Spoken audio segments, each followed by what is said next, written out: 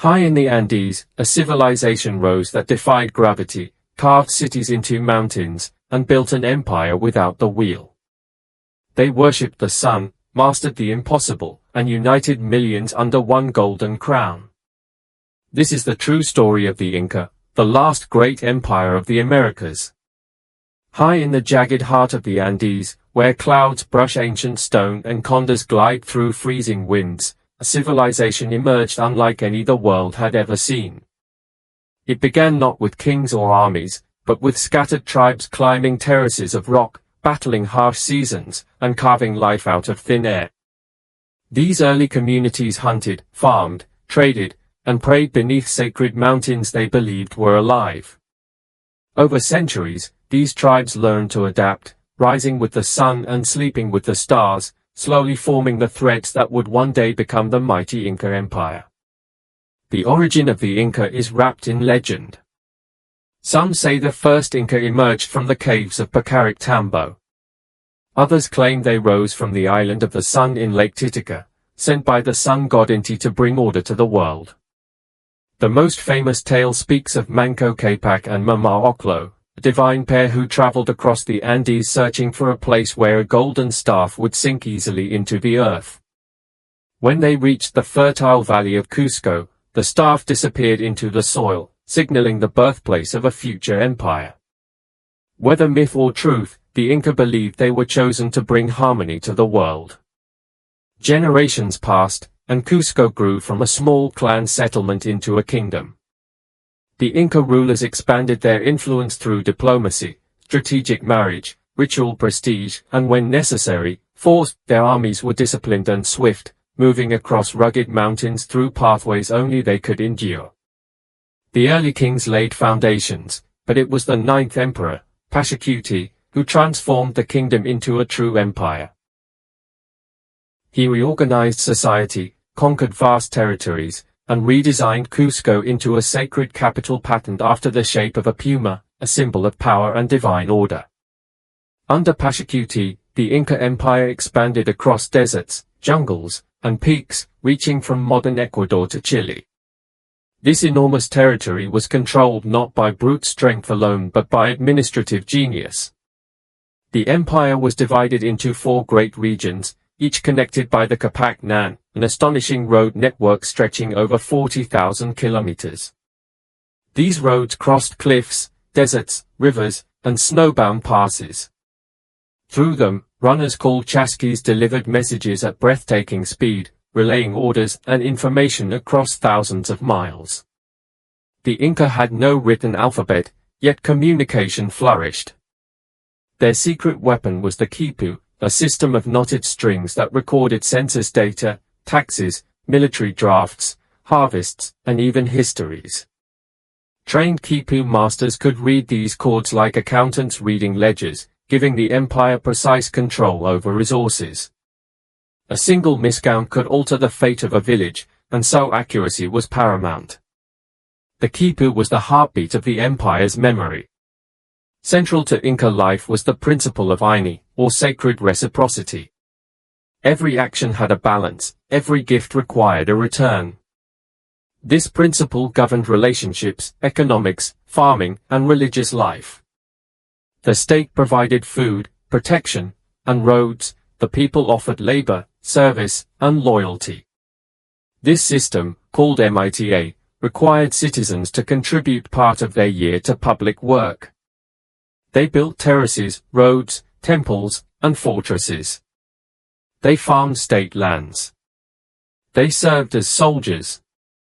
In return, the empire ensured no one starved, even during famine, by using enormous storehouses stocked with dried potatoes, maize, quinoa, and salted meats.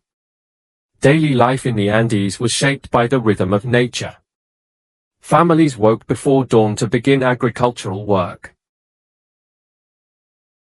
Terraces carved into mountainsides allowed farmers to grow crops at different elevations, maximizing harvests despite harsh climates. Llamas and alpacas carried goods, provided wool, and in some cases, served as offerings to the gods. Homes were built from stone or adobe, with thatched roofs and carefully positioned windows to catch the morning sun. Festivals marked the seasons, planting, harvest, solstices, and religious ceremonies honoring the gods who ruled wind, water, sun, and earth. The Inca religious world was vast.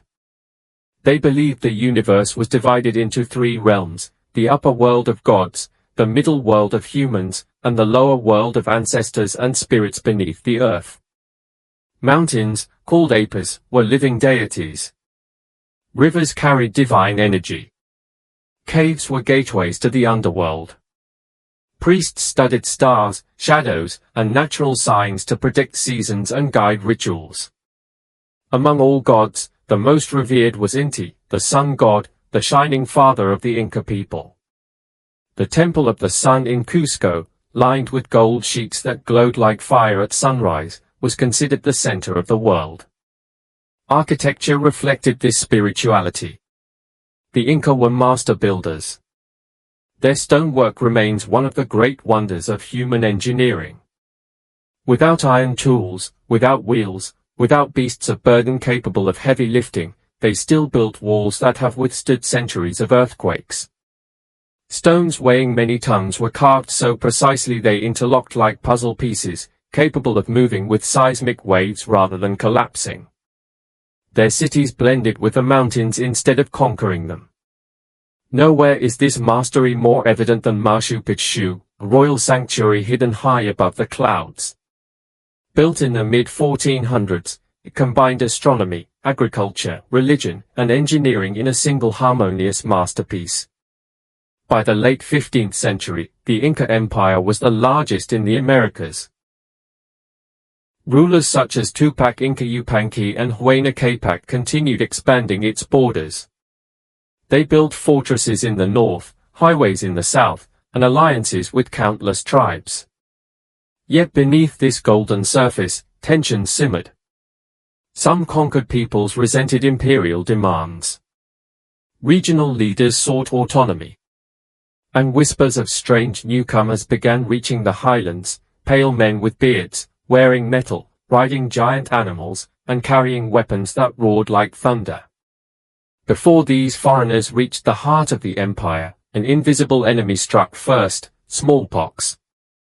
The disease swept through communities that had never encountered it, killing thousands, including the Emperor Huayna Capac and his heir. With leadership suddenly broken, a civil war erupted between two royal brothers, Atahualpa and Huascar. Provinces were torn apart. Armies fought across valleys and mountains. The once unified empire fractured under the weight of grief, fear, and ambition. Atahualpa eventually emerged victorious, but the empire he inherited was exhausted and unstable. And then, at the moment of greatest vulnerability, Francisco Pizarro and his small force of Spaniards arrived. They captured Atahualpa in a shocking ambush, exploiting internal divisions and unfamiliarity with European warfare. Hoping to secure his release, Atahualpa offered a ransom of gold and silver unlike anything the world had ever seen. But despite receiving rooms full of treasure, the Spaniards executed him. Leaderless and divided, the empire spiraled into chaos. Yet resistance did not die easily. Inca generals rallied troops. Villages defended their traditions. And one by one, royal heirs retreated to a hidden jungle refuge called Vilcabamba. For decades, they fought a guerrilla war, refusing to abandon their identity. The last emperor, Tupac Amaru, continued the struggle until 1572, when he was captured and killed, marking the official fall of the empire. But the story did not end there. Inca culture survived in the people who carried its memory. Farmers continued planting terraces. Weavers preserved ancient symbols in their textiles. Quechua, the Inca language, endured across generations and remains spoken by millions today. Ceremonies honoring Pachamama still take place on mountaintops. Festivals celebrating Inti Raymi continue to fill Cusco with music and color. The Inca did not vanish, they transformed, adapted, and remain part of the living identity of the Andes. The legacy of the Inca Empire echoes through every stone, every terrace, every valley touched by their ingenuity. From the dizzying heights of Machu Picchu to the bustling streets of modern Cusco, the spirit of the Inca endures as a testament to resilience, engineering brilliance, and a deep spiritual connection to nature. Their empire fell, but their story remains immortal, carved into mountains, carried in the wind, and alive in the hearts of millions who still call the Andes their home.